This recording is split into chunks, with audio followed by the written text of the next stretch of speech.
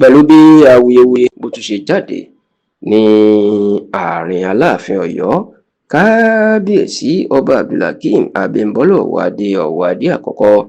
àti kábíyèsí àrólé Oòduà Ọọ̀ni Ilé-Ifẹ̀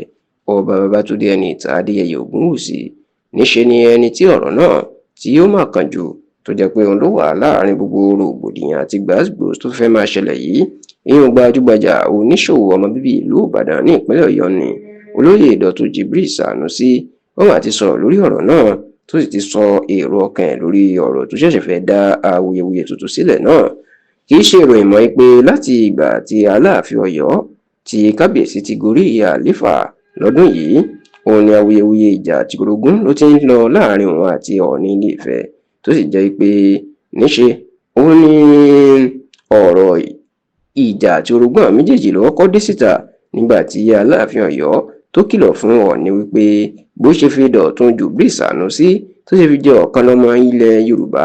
ipò ti kọjá ààyè ẹ̀ nítorí pé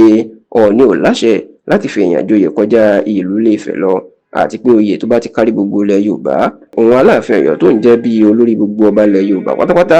òun nìkan lòun láṣẹ láti foyè dáyàn lọ́yà tí ó kárí gbogbo ilẹ̀ Yorùbá. Kódà kábíyèsí lérí sí Ọọ̀ni pé òun fún un ní ọjọ́ méjì ìyún wákàtí 48 bí kò bá gba oyè náà kúrò lọ́wọ́ Dọ̀tun Sanusi kí ó máa retí tóun yóò ṣe fún un. bó tilẹ̀ jẹ́ pé Ọọ̀ni wọ́n ti jẹ́ kí Aláàfin mọ̀ pé kì í ṣòye ilẹ̀ Yorùbá iná fi Dọ̀tun jẹ bí kì í ṣe ọ̀kan lọ́mọ ilẹ̀ Oòduà, ṣùgbọ́n níṣe ni awuyewuye sì ń lọ láàrin Ọọ̀ni àti Aláàfin Ọ̀yọ́.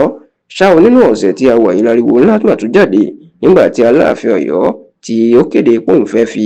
ọmọkùnrin àkọ́kọ́ lórílẹ̀‐èdè Nàìjíríà ìyẹn ọmọ ààrẹ Bọ́lá Ahmed Tinubu Ṣèyí Tinubu tí òun fẹ́ fi jẹ́ ọ̀kan lọ́mọ ilẹ̀ Yorùbá, tó sì jẹ́ pé níṣe láwùjọ wọn á sọ táwọn èèyàn wá ń béèrè pé kí ni ìyàtọ̀ nù ọ̀kan lọ́mọ ilẹ̀ Yorùbá àti ọ̀kan lọ́mọ ilẹ̀ Oòduà. wọ́n ní sílẹ̀ Yorùbá yàtọ̀ sílẹ̀ Oòduà ni. wọ́n ní bí ìgbà tí èèyàn ń tọ́jà Ọọ̀ni inú oyè tí Aláàfin fẹ́ fi Ṣèyí jẹ nítorí pé Dọ̀tun Sanusi inú Ọọ̀ni ṣẹ̀ṣẹ̀ fi jẹ ọ̀kan lọ́mọ ilẹ̀ Oòduà.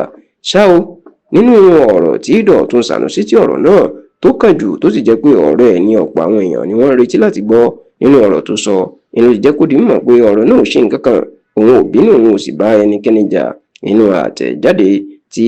agbẹnusọ Dọ̀tun Jibril Sanusi ìyẹn ọ̀gbẹ́ni Williams Abiola nínú àtẹ̀jáde tó fi síta lórúkọ Jibril Sanusi Dọ̀tun, inú ti jẹ́ kó di mímọ̀ wípé ọ̀rọ̀ ìdàgbàsókè ilẹ̀ Yorùbá bóun yóò sì tuntun mú ìdàgbàsókè bá ìlú Ìbàdàn àti gbogbo ọmọ Yorùbá tóun yóò tún pèsè iṣẹ́ fáwọn ọ̀dọ́ ló bóun. ó ní kò sí nǹkan tí ó kàn nípa rògbòdìyàn pé nìkan joyè ọ̀kan lọ́mọ ilẹ̀ Yorùbá tàbí ọ̀kan lọ́mọ ilẹ̀ Oòduà. ó ní tó kùn ní pé bí ìṣọ̀kan yóò ṣe wà láàrin gbogbo ọmọ Yorùbá tóun yóò sì kó ipa tòun láti jẹ́ kí ìdàgbàsókè kó bá ilẹ̀ Yorùbá àti àwọn ọ̀dọ́.